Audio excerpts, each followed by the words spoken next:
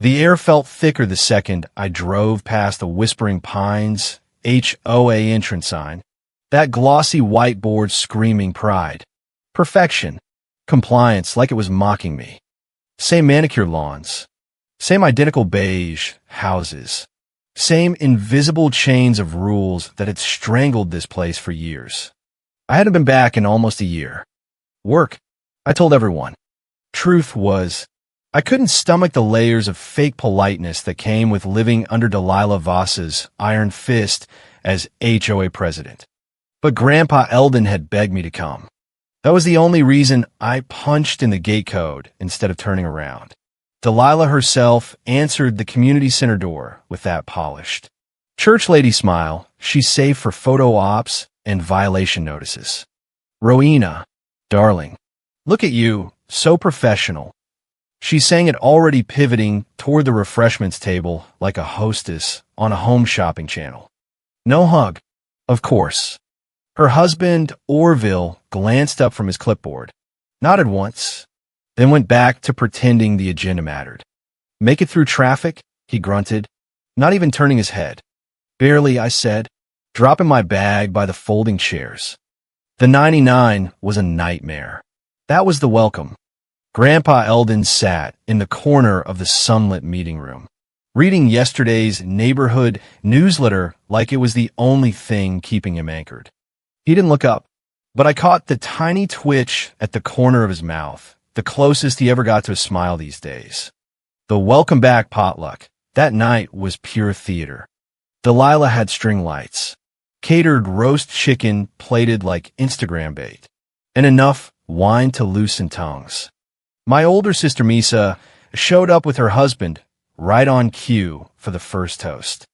Nobody mentioned why I was really there. Not until Orville clinked his glass.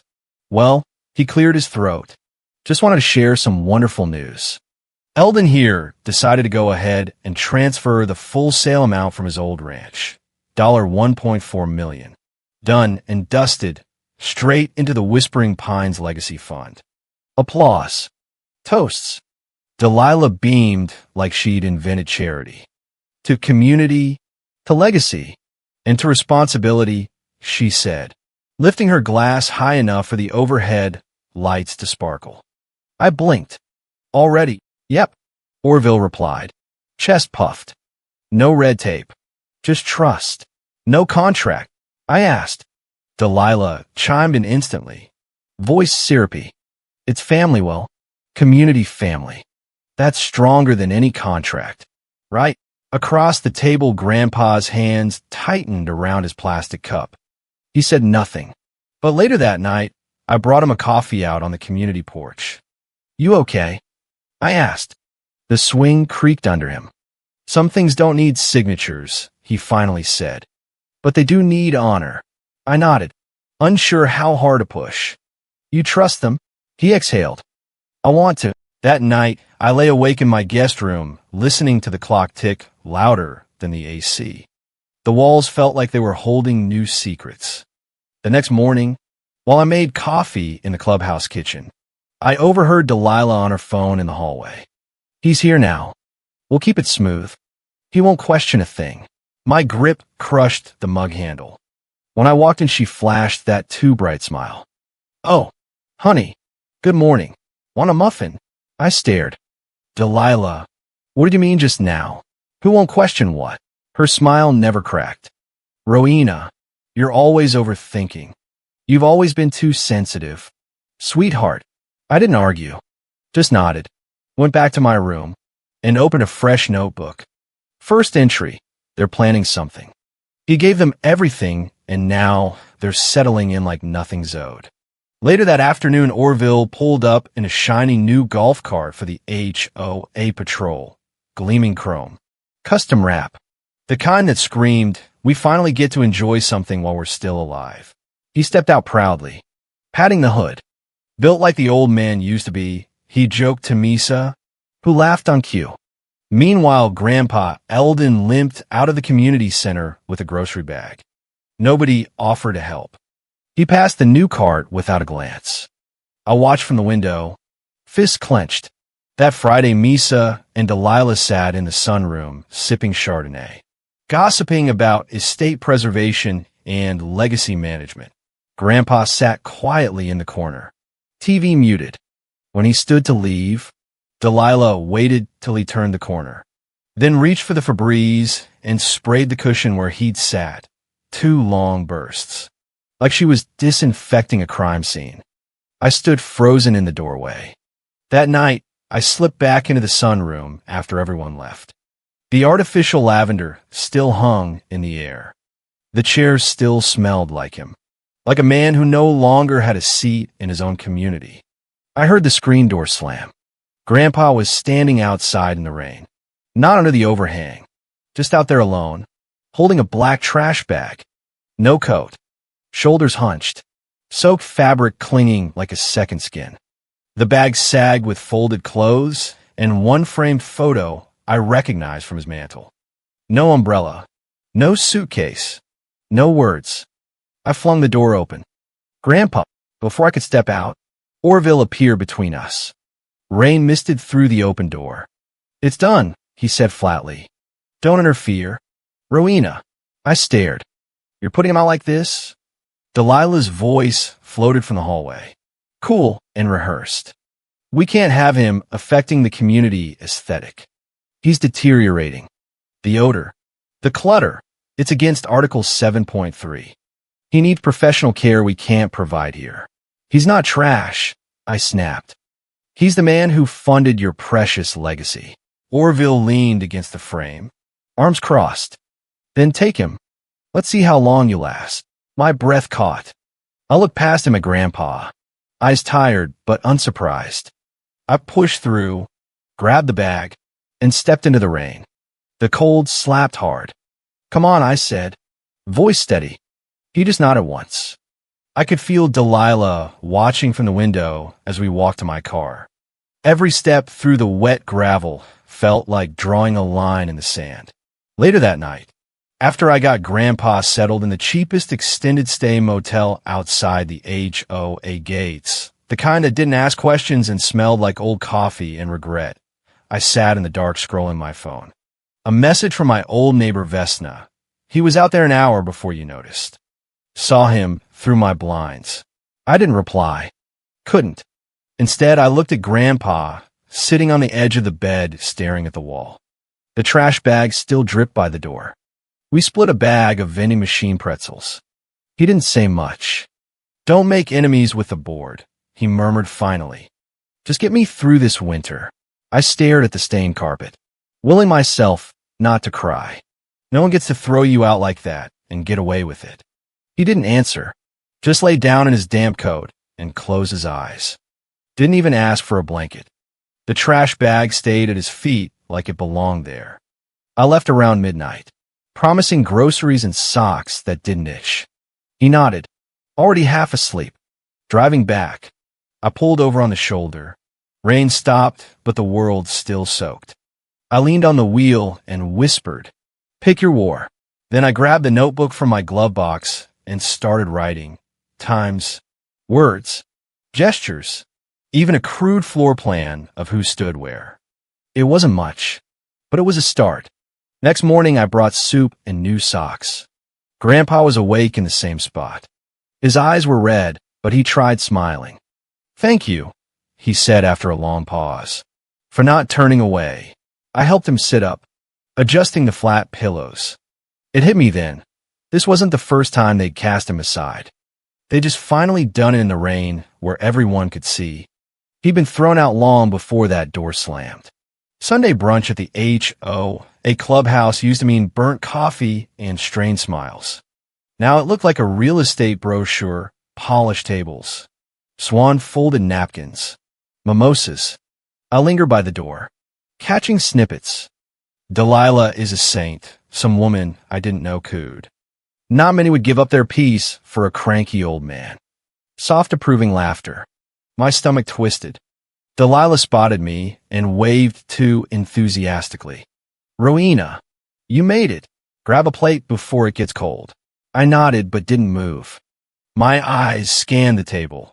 No one blinking at the lie floating in the air. Grandpa hadn't left. He was pushed. And the only one who truly saw it was now standing on the edge of this curated charade, biting her tongue raw. Vesna caught me slipping back inside. She leaned close. I heard Delilah at the grocery yesterday telling Mrs. Albrecht that your grandfather insisted on leaving. Said the whole board begged him to stay. My spine stiffened. That's not what happened. I know, she whispered. But that's the version they're handing out now. Later, I cornered Misa near the kitchen while she rearranged fruit like it was a competition. Is that what we're doing? Telling people he left by choice. She barely looked up. Rowena, it's just easier this way for everyone's sanity. Easier for who? She sighed. Let go. What does it change now? Inside, something snapped. They didn't just push Grandpa out. They were rewriting him. That evening, I drove past the clubhouse again. Orville stood beside the new golf cart, showing it off to a client, laughing like he'd earned every bolt. The front lawn had fresh sod, solar panels gleaming, a new community bench freshly painted where Grandpa's old one used to be. Looks like the ranch sale did well, a neighbor murmured. Delilah met me at the door in full hostess mode. We finally get to enjoy something while we're still alive, she said, gesturing at the bench. Doesn't it just pull the neighborhood together? I looked at it. Did Grandpa get a say in any of this? She blinked. In what? In any of it. She waved a hand. We gave him peace. Rowena, that's more than most elders get these days. He was struggling. I didn't trust myself to answer. That night, I brought dinner back to the motel. Grandpa was folding shirts slowly on the single chair. I planted lavender near the back fence, he said suddenly, right before the last frost. Think it'll come up without me. I sat beside him. I don't know. He nodded, eyes on the stack. I built the first community bench myself. Took all day. Nobody could sit without hearing the chain creak. That was the best part. I wanted to scream. Instead, I said nothing. Later in my tiny apartment, I opened my laptop and started typing. Timeline, receipts, notes, photos, conversations, word for word. I created a folder titled Winter Ledger, the truth about Whispering Pines. Then I hit record and started talking, voice calm and steady. Maybe I can't undo what they've done, but I can tell it exactly how it happened. I uploaded everything to a cloud drive. Before bed, I checked the HOA Facebook page. There was a slideshow of the new bench. Renovations. Delilah's caption. This is for the man who gave us everything and now rests peacefully outside our gates. Grandpa sat beside me, sipping cold coffee wrapped in a motel blanket. They didn't just move him out of the neighborhood. They buried him while he was still breathing. The heater in the motel clicked softly as I poured 2 styrofoam cups of coffee that tasted more like regret than caffeine. Grandpa sat by the window, folding socks with deliberate slowness. Outside, the neon vacancy sign blinked like a tired eye. He hadn't spoken much in days. You didn't have to fold those again, I said, trying to sound light. They were fine yesterday. He glanced up. Just need to do something with my hands. There was yelling from the next room, some couple fighting about bills. The walls were thin, but not thinner than the dignity Grandpa was trying to patch together. This ain't a home, he said quietly, still folding. But it's not hostile, and that matters more than most people understand. I handed him his coffee and sat across from him, pretending my stomach wasn't nodding. Later that morning, I drove to the bank to update Grandpa's mailing address. The teller paused when I slid the form across. I'm sorry, ma'am, but Eldon Carver's name isn't listed on this account anymore. I blinked. This is his account. She tilted the screen. It's now under Orville Carver only, full control. Next to it was Grandpa's signature. I left with the printout clenched in my hand, stomach twisting. He had never mentioned signing anything. When I walked into room 7B, he was watching an old Western, volume low. I handed him the printout. What's this? He asked, squinting. I pointed to the signature. When did you sign this? He rubbed his forehead. Orville said it was just to make the bills easier. Said it saved time. Supposed to be temporary. My voice stayed steady. You gave him full control. Grandpa. He stared at the paper like it had betrayed him too. That signature looks like consent, I muttered. But it smells like coercion. A few days later, Orville's birthday rolled around. I didn't plan to watch the HOA live stream, but the link appeared in my inbox, probably Misa's idea. Grandpa was nearby flipping through a seed catalog. The screen loaded, streamers. A banner reading to the man who made this all possible. Delilah stood beside a 3-tiered cake, raising a glass. We miss Eldon tonight, she said. Tears perfectly timed. But we're celebrating his legacy. Guests clapped. Grandpa didn't look up. He just stared at the same catalog page until the ink blurred. Later, I texted Misa. Did you all plan that wording? She replied instantly. Delilah picked it. Said it sounded respectful. I hurled my phone. Grandpa flinched. I'm sorry, I said. It's not you. It's them. He nodded. They don't get to own your story just because they stole your pen. Next morning, I started my backlog. Bank screenshots. Photos of the new bench where his nameplate used to be. Clips from the live stream. Voice notes. Folders. Legacy theft. Narrative rewrites. Coercion. Paper trail. If they wanted a story, I'd write one they couldn't delete. That night, Grandpa was in the bathroom longer than usual. I knocked. He stood pale, gripping the frame. Maybe they're right, he said rough. Maybe I should have just disappeared.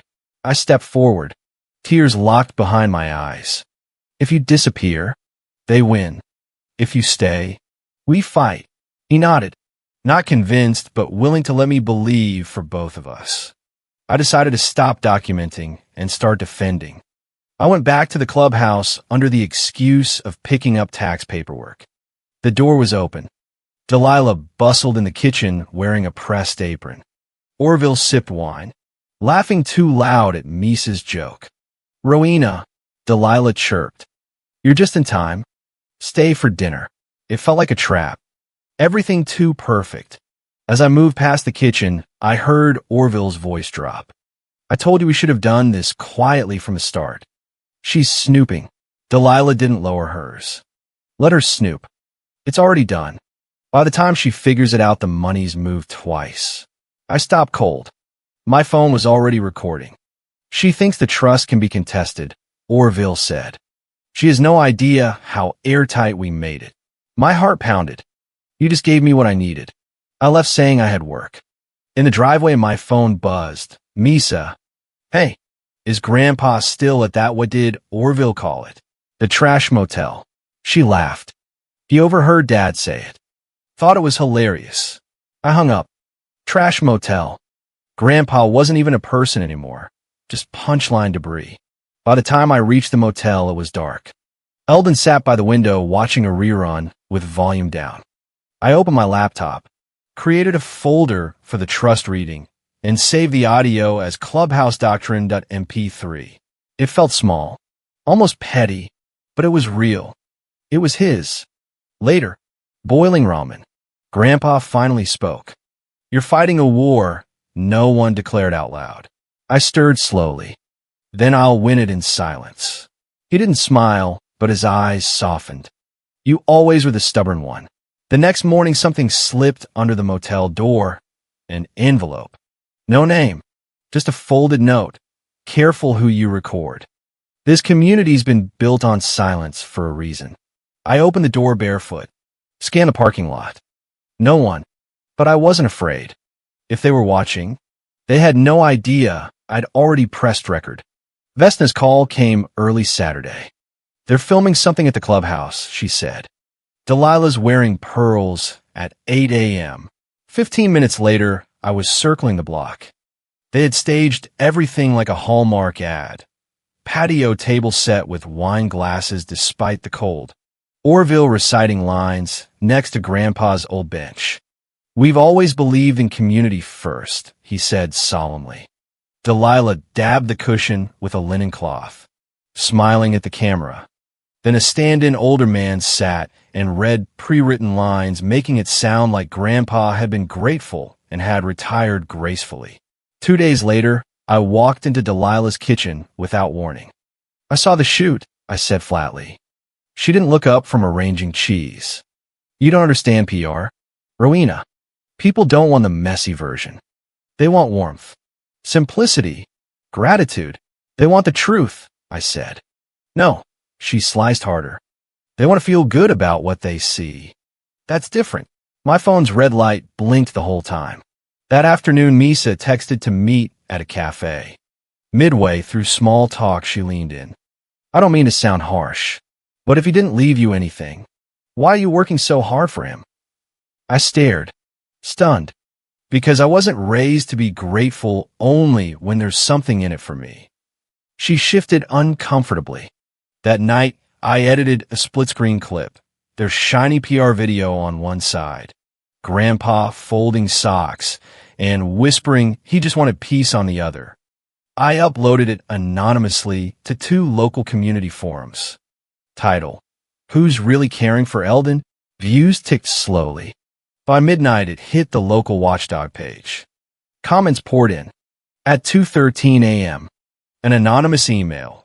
"Take it down or the next leak won't be yours to control." I smiled. I'd already backed everything 3 ways. The laundromat was nearly empty. I pulled Grandpa's coat from the dryer and shook it. A small yellowed envelope fluttered out. On the front, his shaky handwriting, "For when I'm not around to answer anymore." Back at the motel, I waited till he slept, then opened it. The letter was handwritten. No date. "If you found this, it means I never got to say goodbye. You're the only one who didn't look away. If they erase me, let this be my outline." He wrote about the subtle distancing, the quiet stripping of dignity. He didn't ask me to fix it. He just didn't want to be forgotten. I saved it as Eldon's final intent and tucked it into the folder. 2 days later, Vesna knocked, holding her phone. A photo of the birthday cake I'd ordered for Grandpa, delivered to the clubhouse by mistake. Delilah had tossed it straight into the bin without opening the box. The timestamp matched the afternoon Grandpa had said, "Maybe I don't matter to anyone anymore." Then the email arrived from Grandpa's lawyer. "Your grandfather met with me 6 weeks ago. What he told me changed everything." Attachment: video file Eldon statement.mov. The preview showed him sitting straight, eyes locked on the camera, resolve in every line. I clicked play. His voice filled the room. "If you're watching this, then they already tried to spin my story. I built a life for everyone, but no one built a place for me. Everything I've left to the one who stayed when I had nothing left to give." The office was quiet when I sat across from the lawyer. 2 trust documents on the table. The first was the old one splitting everything between the board. The second, dated 3 months before Grandpa passed, left everything to me. The lawyer slid over a handwritten note. "A man changes his mind when his family changes their heart. I built houses for them, not knowing they'd never build space for me. The revised trust left every dollar, every acre, every right to my name. If no one visited him for 30 days, the old trust should be void," the lawyer said. "Only you came. I drove to the nursing home and asked for visitation logs. Only my name appeared." He waited at the window most days, the receptionist said softly. "Always around 3. That evening I texted the board, family meeting at my place. No excuses. They came, smug faces expecting reconciliation. I opened the laptop and hit play. Grandpa's voice filled the room. "If you're hearing this, they already tried to spin my story." Silence. Delilah opened her mouth. "You don't get to rewrite his ending," I said. Orville's jaw tightened.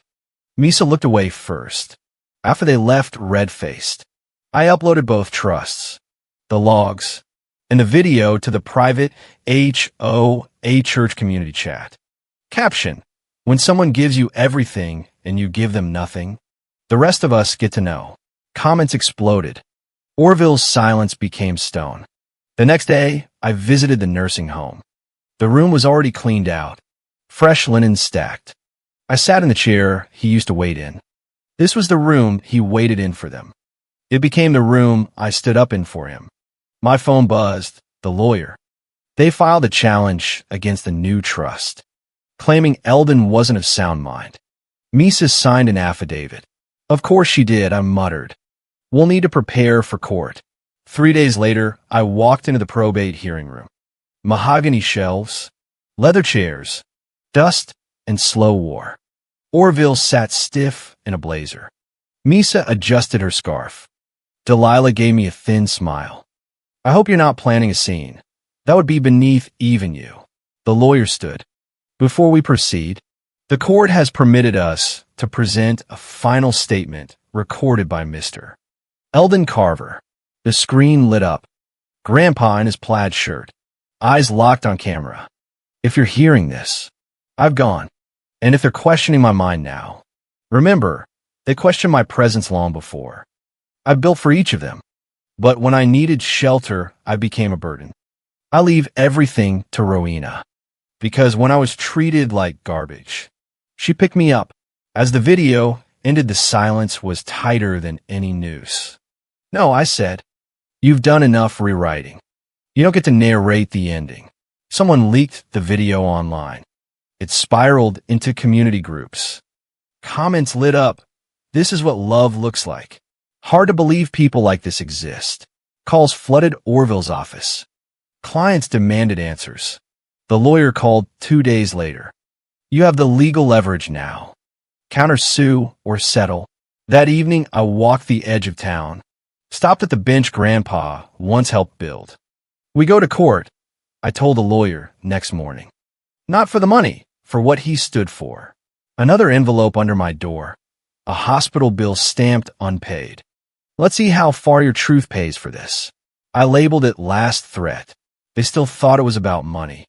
But I had everything to make them bankrupt, morally. The quiet after the hearing felt strange. No more envelopes. No calls.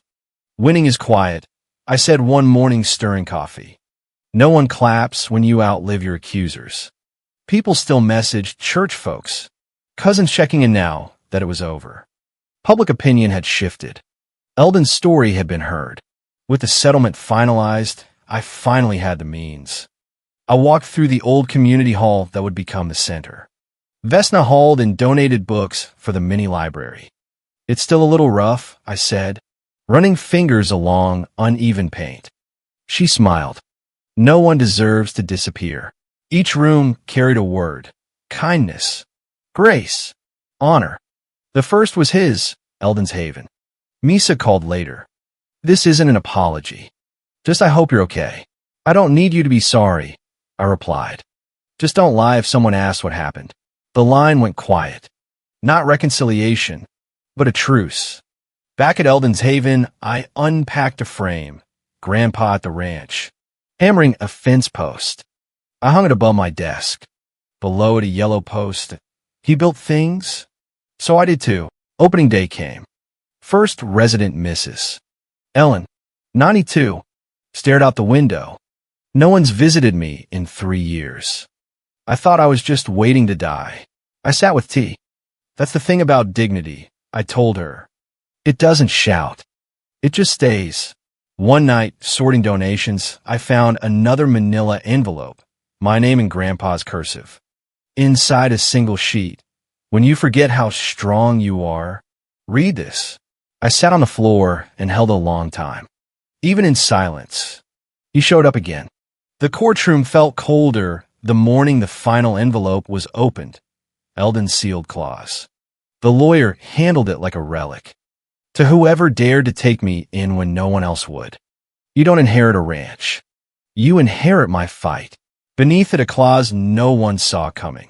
Eldon hadn't sold the ranch outright. He'd leased it with a transfer triggered only if every other heir failed to care for him. Every detail notarized, hidden until this moment. I looked across at Orville. Jaw clenched. Delilah turned red. Misa stared at her hands. He gave me more than land, I said aloud. He gave me the field where dignity grows. Later at a community event, I spoke behind the mic. My grandfather didn't die forgotten. He lived erased, and I remembered him back into existence. We unveiled a memorial wall. Builder, father, fighter. A week later, my phone rang. Unknown number. Orville's voice. I never thought you'd win. That's the difference between us. I didn't play to win. I played to stop the losing. You won't even take the handshake? No. I already have what matters. You can keep the performance. I hung up. That Sunday, I drove out to the ranch. Grass wild along the fence. But the bones are still there, the porch, the swing. I stood by it and let the wind push it gently. I don't need to live here, I whispered. I just needed them to know I could. Next day, I signed the land over to a nonprofit providing housing and dignity to elders. Only condition, the name stays Eldon's Acre. A place built not on revenge, but repair. That evening I returned to Eldon's Haven.